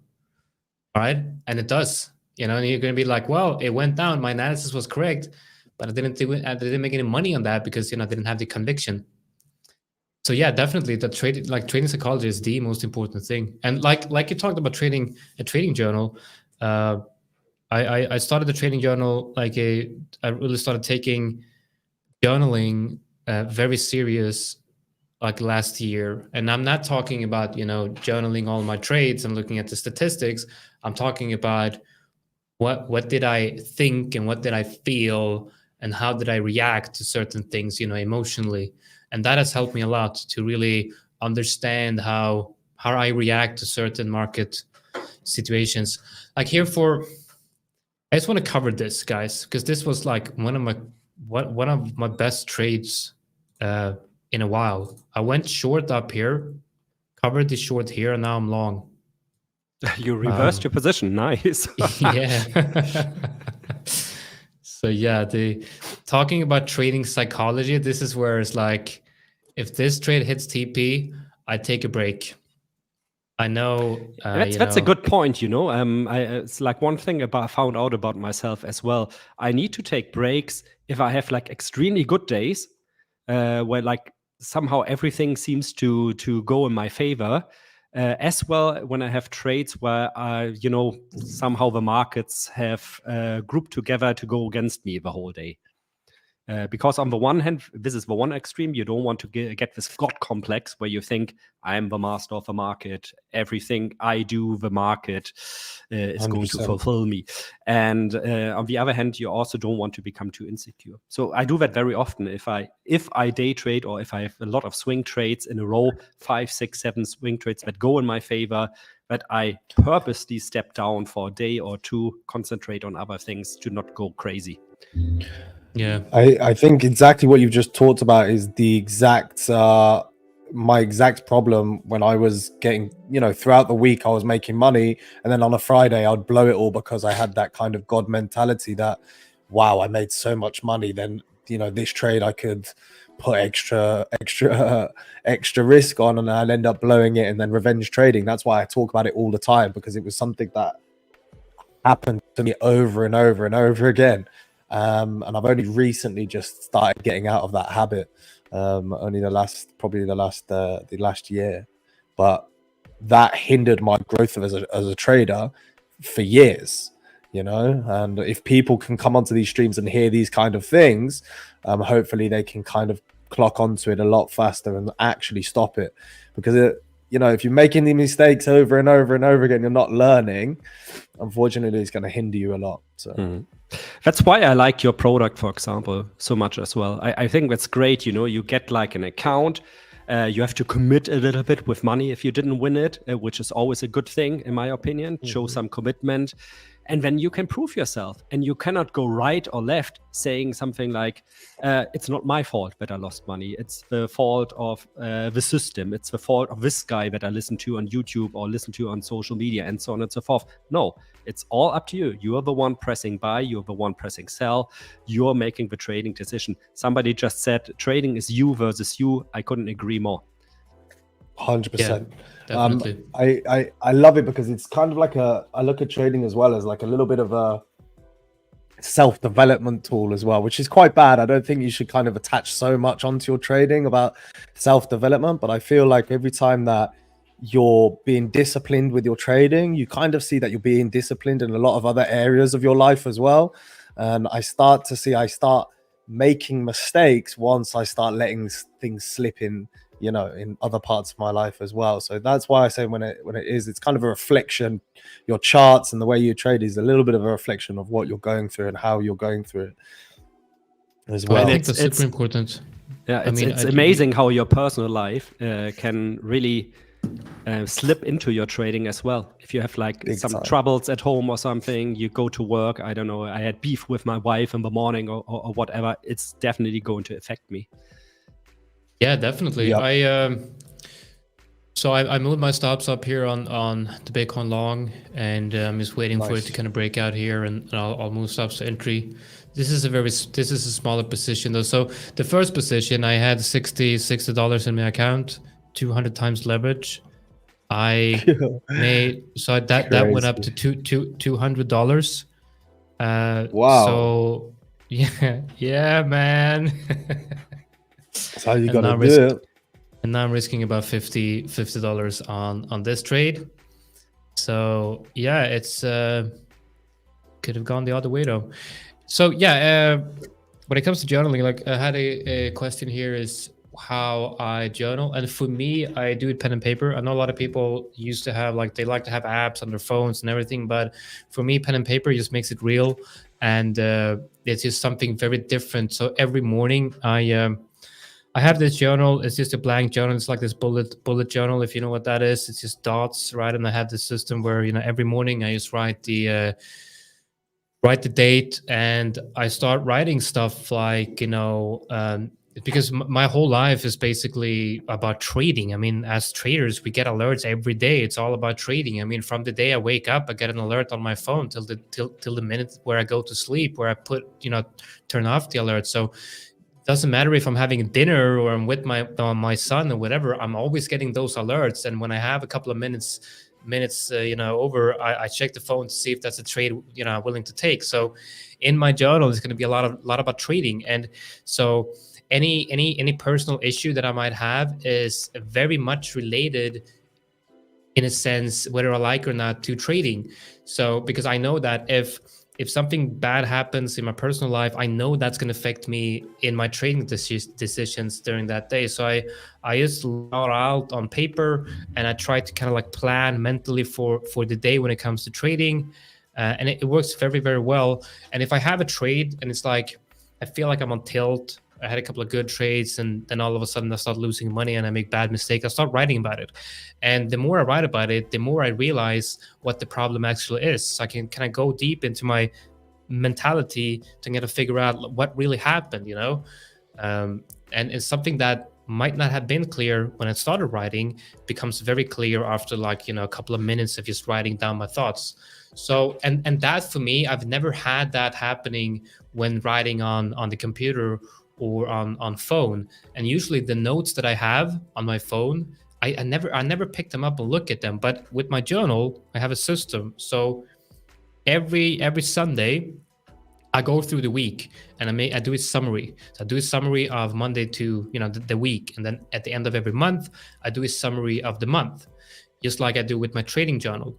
And this actually it's a very good way of knowing yourself. And trading is all about getting to know yourself and what works. So yeah, I think maybe I don't know. Maybe that's a similar. Do you think that if people are not using trading journals, do you think that's a detriment to their growth as a trader? Not necessarily, I think.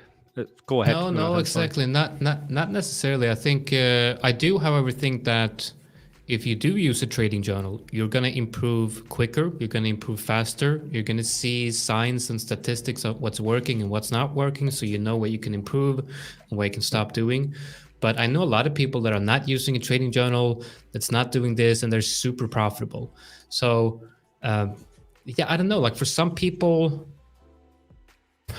might just be better at being super disciplined and following the plan and just doing whatever they're supposed to be doing without having to figure that out. I think that's quite rare though. Yeah, I can only underline this, what you just said. I also know a lot of traders that are extremely successful without using a journal. For me, maybe it also stems from that my trading system are not 100% mechanical. At least most of them are not. So I always have this component of discretion in there. And for me, that's very important, that this component somehow I can put in numbers or words at least, and later come and analyze this. So I have bought a nice booklet like this. I do that every couple of months there, where I take down everything. And I also leave it, like you, Jonathan, in a place where I can grab it again. If I would do it on my phone or on my desktop or laptop or whatever, I know it would just be a file somewhere which I probably wouldn't open anymore, because it's not within my eyes reach, so to say. If I know this book is going to be lying around here in the office or the weekend at home, and I know I'm going to grab it then and go through it in a quiet minute to see, okay, what was going through my head that week, actually, when I entered and exited trades. Exactly. So like this is something that works for me. Doesn't necessarily mean it works for you guys. Everybody has to kind of find their own way there. Yeah, I got my journal sitting on the table. So whenever I have my breakfast, I start writing in it, and usually I have the most quietest, peaceful time is when the kids are gone to school. I drop off my 6-year-old at the bus, and then the 13-year-old gets to his bus, and my fiance takes the car to the office. So I come home and I'm all alone, and I sit there with my journal. I have my breakfast in peace and quiet, and that's when I can start reflecting, before starting the trading session. I think that's the beauty for me, at least. That's why I've decided not to have an office, because I did think about getting an office, because only a couple of 100 meters from my place there's a pretty good place to have an office, pretty cheap. But I've decided, I would rather work from home, because it's just, for me, that is mentally works much better, when I can have those time of peace and quiet, write in my journal, and kind of reflect on those sort of things, meditate and all of that. Nice. Yeah. Alex is having some nice trades when euro dollar, I'm seeing. Yeah, I'm trying to concentrate. It's we'll see what happens. Not in that respect. I'm just seeing what the price action is actually doing, because from here it could just. That's why I'm trying to trail my stops, and I've entered every kind of little push up. I've entered another lot, and then I'm trying to trail the stops from the others, because at the end of the day, we've just had a massive drop. Having that little bit of breathing room, that bit of retracement, is what I'm trying to do, and not necessarily. I don't really want to be, long on a asset that has just been smashed, So I just want to see what happens, and this is kind of like the area which is the be all and end all. If it comes down, and from here it could just possibly just come down and take all my stops out, but we will see. I'm getting quite close to actually passing the second stage of this 100k account, so that's why I'm not risking too much, because I don't want to just give back all the profits I've made from today. But we'll see. That's pretty impressive. I mean, how long has that taken? This right here. Yeah, the account from when we started the live streams. But then again, I was really aggressive. If you remember, I've been, you make 1R, lose the full R, make 2R, lose the full 2R, and then going back in and getting that one trade that then passes you the level. And I wouldn't recommend doing this to a lot of people, but if you feel like you've got a way of trading that you feel that you can be a little bit aggressive on a challenge account, then definitely that's the time to do it. I wouldn't trade specifically with that much risk on a funded account, but for a challenge account, you don't really want to be stuck on a simulated demo account for too long, because then when you get onto the funded account, then you're so eager to make money, you start making mistakes and putting on too risk, and then you lose it, and then you've just done all of that hard work for nothing. So you have times where you've got to be a little bit more aggressive, and then as soon as you get the funded account, take it back to being, you know, super defensive of what you're doing. In my opinion, that's from what I see with a lot of traders anyway.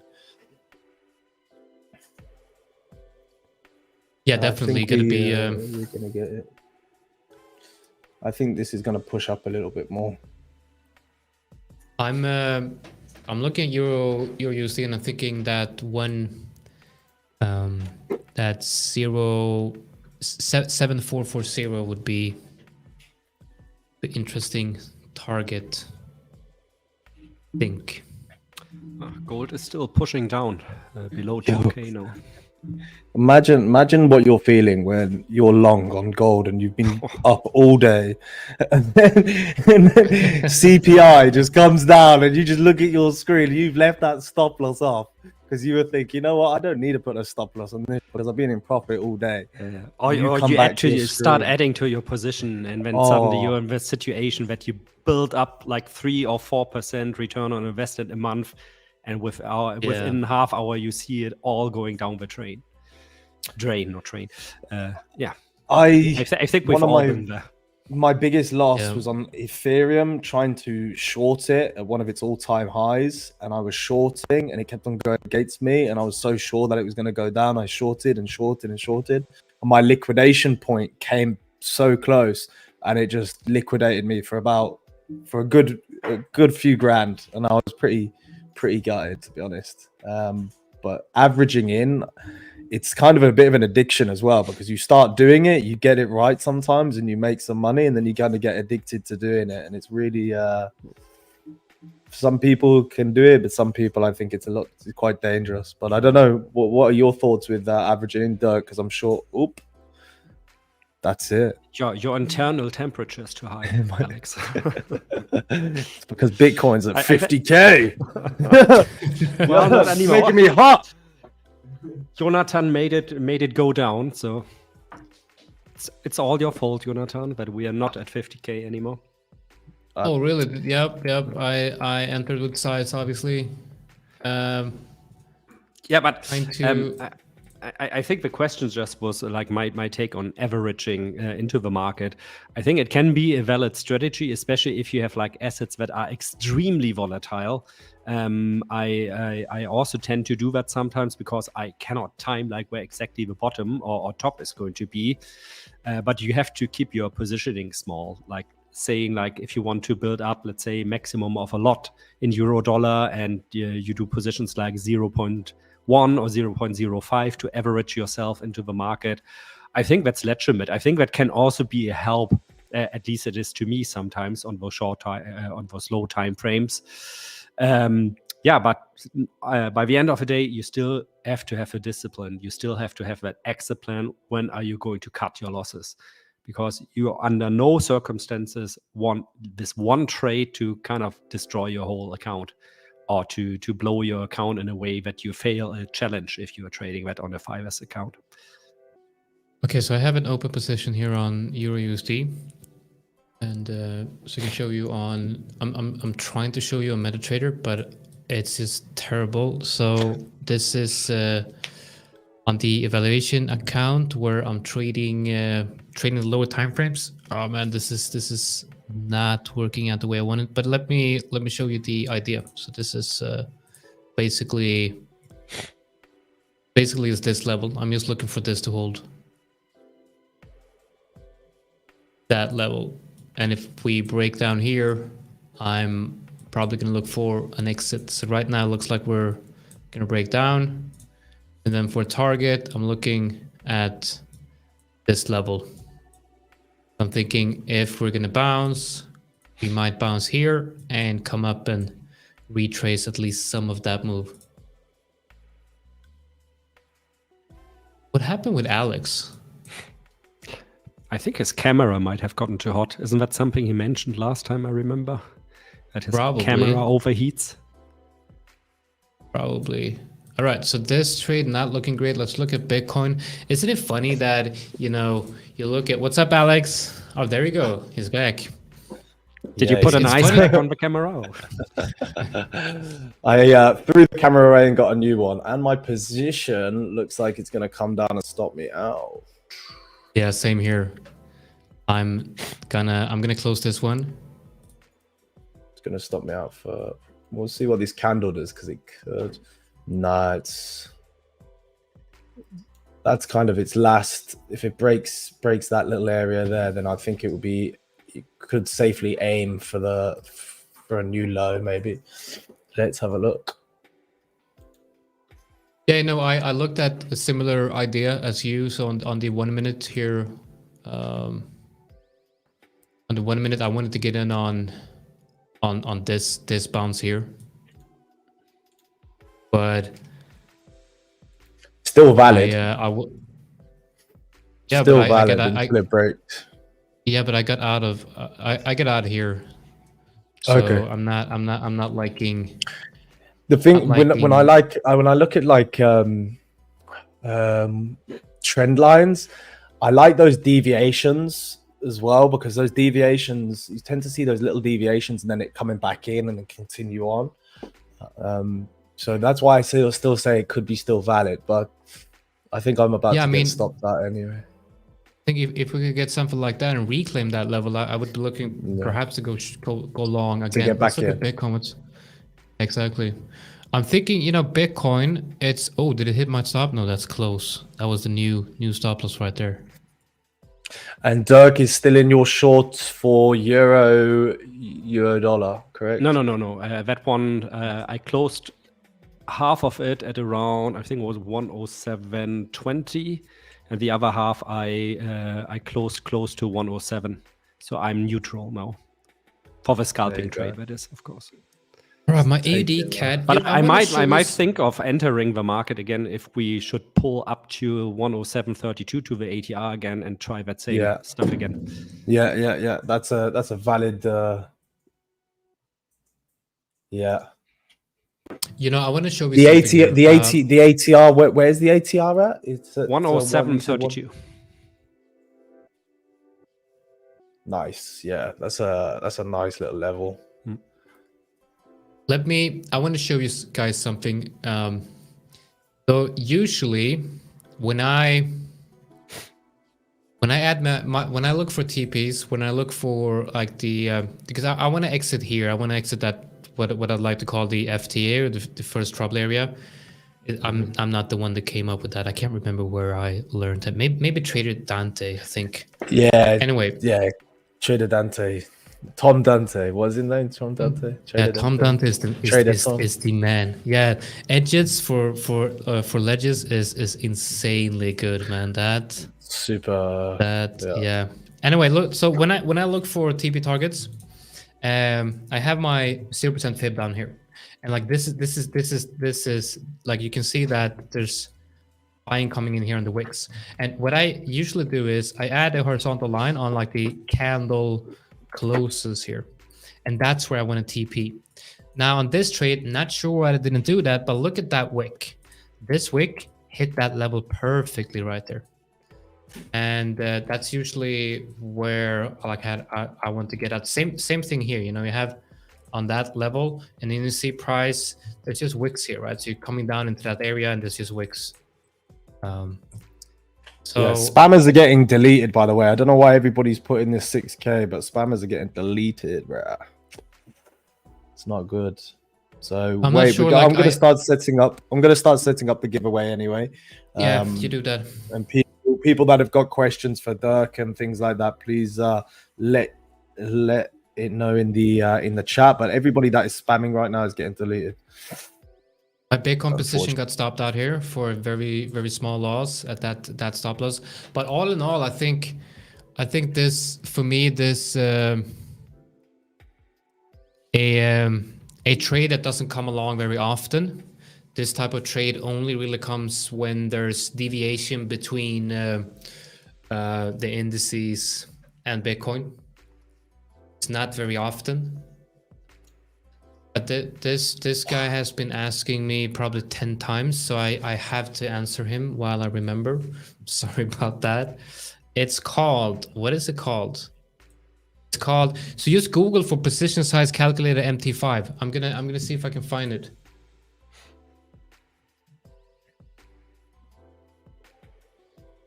So it's. I think it's. I find it here. I just Googled position size calculator, position size EA on Earn Forex, and this is it. Download this one, move it into the expert folder. It's a good one. It's a good one. I like it. Very quick to calculate the positions, and you're supposed to be able to enter all the orders here. I'm not sure why that's not working. You have to have algo trading activated. Not sure why it's not working for me, but maybe I have to reinstall it or something. Your USD is actually coming back up here. Did I make a mistake of exiting this one? Maybe I did. Look at that. It's coming back up. But the trend, so when I see something like that, I kind of look at this and I look at this and I say, this is the trend. Okay? That's the move I want to be trading. This is different. This here we might have something like a downtrend. Yeah, continuation to the downside. Yeah, it's looking bullish though. Right now, looking pretty good. So the two positions got stopped out. The other two stayed in, pushed back up. So I added another one in. Okay, I'm still going with the. I still think thinking the same kind of wavelength as Dirk, as this level is quite a good level for the price to attract to get back into its average daily range.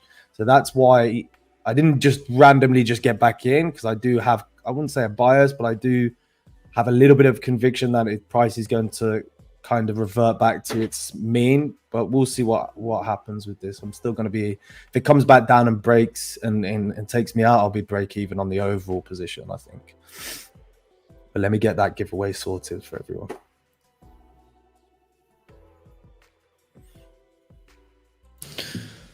Okay, so let's remove this. Let's see what Bitcoin actually did here. Look at that. That's a beautiful retest on Bitcoin. That's a really good looking retest. The trend, I'd say the trend is very much alive. And if we can stay within this range, I think if I had USDT laying around, I would buy Bitcoin here. I would buy spot here. I'm already like fully filled on my position on Bitcoin, but I would probably. So with this question, now depends what account you've got. Okay, really depends what account you've got.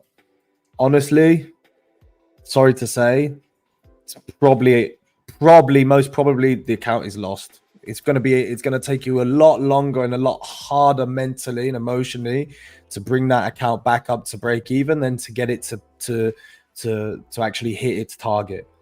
That being said, I would break that down maybe into 5 trades or 4 trades, depending on your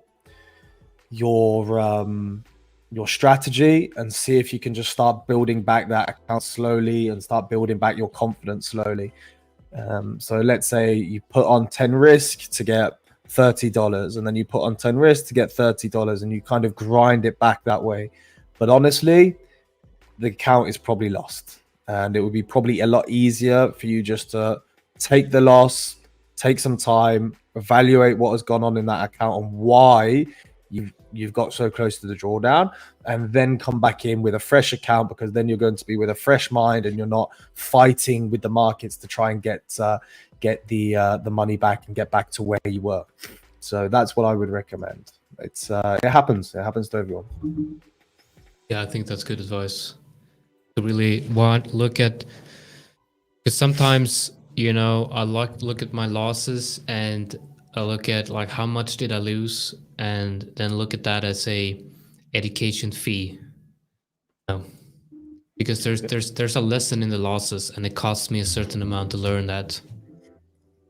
Yeah, Yeah, I've but definitely that- done that's really plenty what it of is, school. Yeah. Plenty. And if it comforts you, I don't know not a single trader who has never blown an account. It just doesn't happen. Yeah, it's kind of a rite of passage, I think it is with It with is. traders. It is. It's Yeah, you know when you put on that big position, you're super happy about being in that position, and it's like, you only think about the profits, and then it's a massive loser, and it's like a whole world is just turned upside down. That's that feeling of kind of like panic. You have to really understand that to understand why risk management is so important sometimes. Because you remember when I was losing a lot of money on trading crypto futures, that was really a period in my life when I don't want to go back to that time when I used took that slider on Binance futures up to like 125x. I just went all in. yeah. You just did today. Yeah. Well, I'm way more skilled today, obviously, because I doubled my account, more than doubled my account.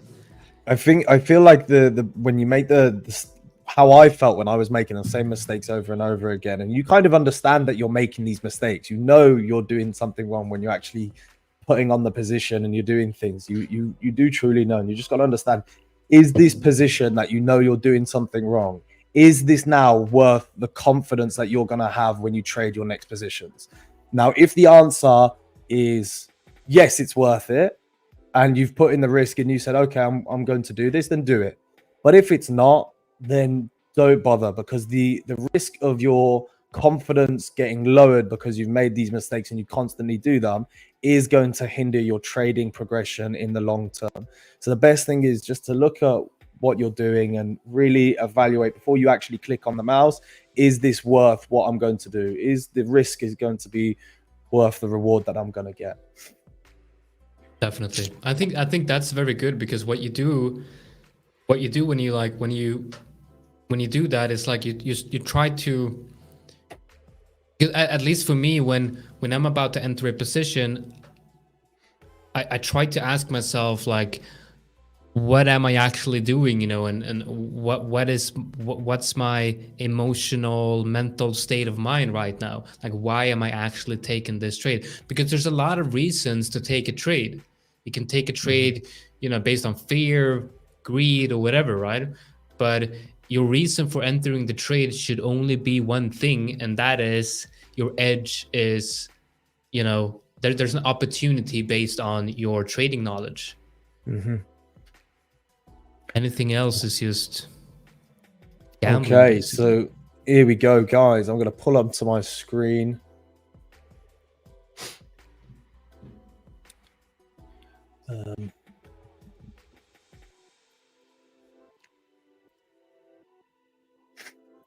And thank you very much, of course, for Dirk coming on today and spending time with us.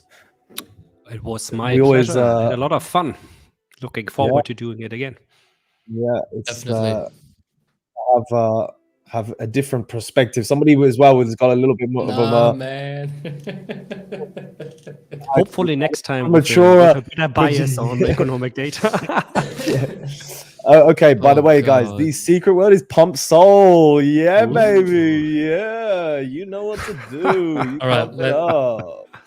let's take a look at the soul chart here, and let's hope we're not getting any calls from the ST. Where's CFTC?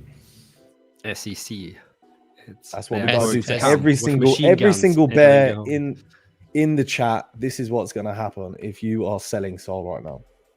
Is this the reverse effect? Maybe. Let's have a look. What are you looking at, soul? Yeah. Oh, soul. Doesn't look. That's on a 1 minute though. Everything on the 1 minute. It looks like. Okay, we're gonna look at the weekly. Oh, the weekly looks good. Yeah, this looks good. Oh, This looks good. It's But like, let's see where when you the- wake up in the morning, you got like a nice fresh day out. It's lovely and green and the sun's shining. You put in some toast, you get your bread and butter, and you get that nice jam, and you just sit outside with a tea, just looking outside this lovely landscape. This is that chart right now. This is the equivalent to what I'm looking at. Yeah, maybe it's Oh. time for you to sell, dude. Yeah, maybe I'm tunnel visioned on the buyers right now. The question is, where did you Probably. buy? At 240? I bought in good areas. I learned my lessons. Yeah, I learned Okay, my good, lessons good. on this. Yeah. And what Yeah, was it? so If for you go onto Sol Pound, so Sol Great British Pound, let's see where it's on there. Because I bought a bag at 17. 17. nice. Wow, I bought that's a bag nice. at really 17. good. Wow. Yeah, God damn, Wow. man. yeah. So that's why I'm pretty buzzing. I've got it. Diamond I'm starting to hands. look- diamond, we'll see that. 400%. And it's on Coinbase as well. Yeah, Yeah. Coinbase is adding everything nowadays, though. Nah, man, look at that. It's coming back up to my entry. Why do you have to do this to me? Let's see how many we got. How many do we have? 300? Oh, 301. Nice.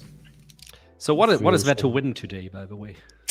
We are continuing Vacation. on with our boot camp. Yeah. Lambo.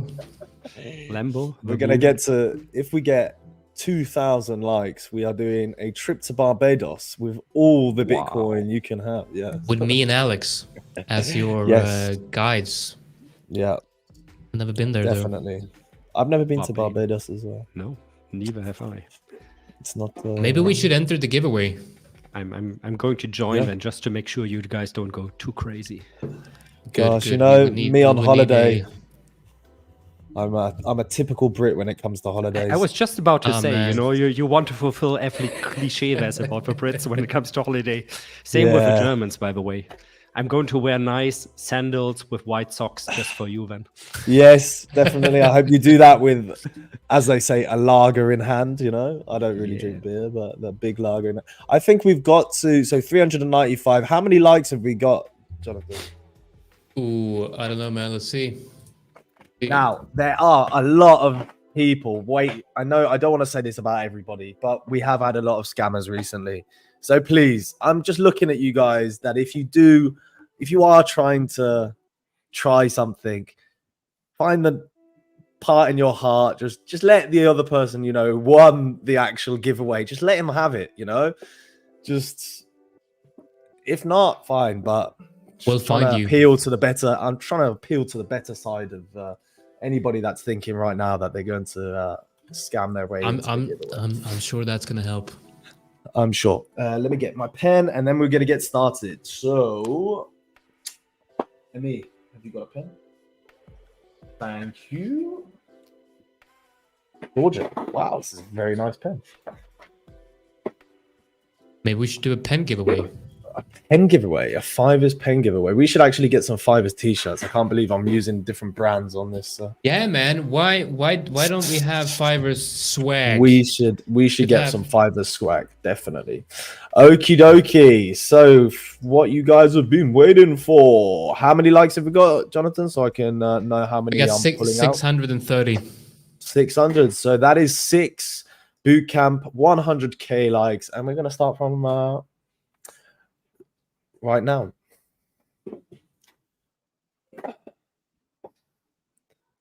Nathan. Dude, what an Yeah. avatar.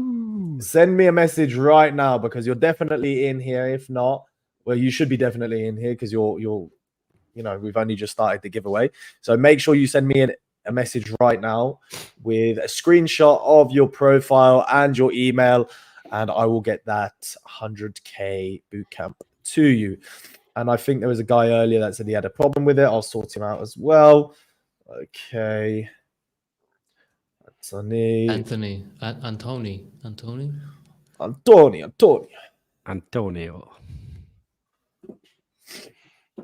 I'm gonna try to pronounce the names, which is risky. Go for it.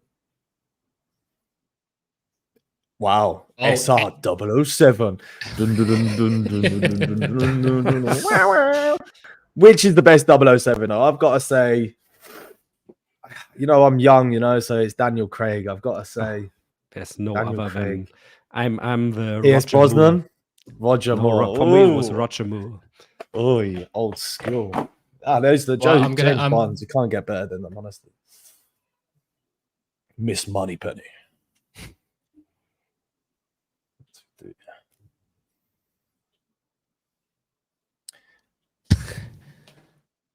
Hi G. Oh, I'm gone. Oh man. Oh my god. Yeah, Honestly, what? is this Hey, camera? you should get. Yeah, well, okay. What camera do you have? You know, I'm gonna swap it to this camera. I've got a you know, a Sony, but I've been using it all day for streaming and stuff like that. So I don't know. And I have a Canon.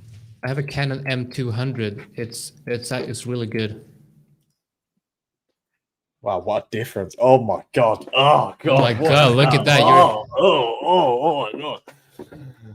Okay, so we're gonna there. Bruno. There you go. Bruno Cortina.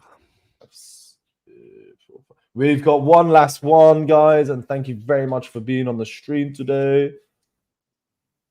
And I'm gonna sort that camera out tomorrow so it doesn't happen again. Hey, Jemsim. Jimsim. Thank you very much, guys. Obviously, email me screenshots, all of that good stuff. People are asking for email is some of the winners I saw just now. Okay, so yeah, Alexander, the5ers.com. You can send it also to Alex. It really doesn't matter because it comes to me anyway. Make sure you do that right now so the scammers don't take your giveaway. Because it does happen. I actually fell for it twice. They're getting better. Oh man, dude, we got it. Yeah, I fell for it twice. You're not supposed to say that. Yeah. All right, that sucks. Well, no, it's cool. Yeah, that's it for today. So thanks very much, Dirk. I'll let Jonathan do the outro. Yeah, so tomorrow, guys, same time, we're going live, and we're gonna do a 30K subscribers celebrations. As you know, we've hit 30K subscribers yesterday, and we're gonna be celebrating that with giving away more stuff, even more so than we did in these previous 2 live streams. So we're doing a special 30K giveaway stream. So make sure you join that one tomorrow. And yeah, guys, that's it. And thank you all for joining. And don't forget to follow Dirk on Twitter and on YouTube. All the descriptions. No, not all the descriptions. All the links. Pump up Dirk's channel. Yeah, and like he got some really good stuff. Like you should follow him on Twitter and YouTube. Some really high quality stuff right there. Yeah, so definitely go into the description. That's where it's written. Yes. All right, guys. Thanks for joining, and we'll see you guys in the next one. Bye-bye. Hi, guys. So thank you very much for watching the video. Now, make sure you like and subscribe. And most of all, go into the YouTube and check our other content that we provide here at The 5ers. We'll see you in the next one.